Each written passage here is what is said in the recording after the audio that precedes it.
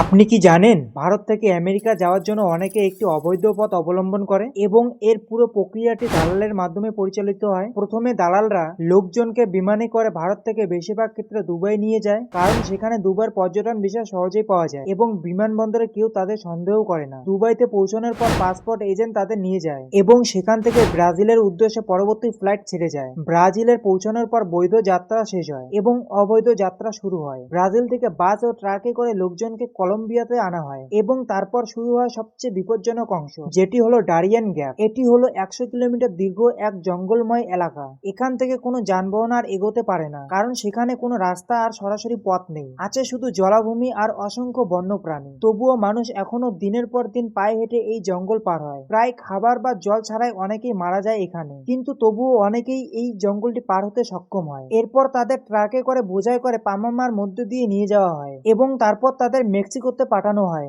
মেক্সিকোতে রাতের অন্ধকারে তাদের অবৈধভাবে মার্কিন সীমান্ত পার হতে বাধ্য করা হয়। এই প্রক্রিয়াটি গাধার পথ নামে পরিচিত। এর মাধ্যমে অনেকে পৌঁছায়, আবার অনেকেই গ্রেপ্তার হয় এবং পথেই অনেকেই আবার মারাও যায়।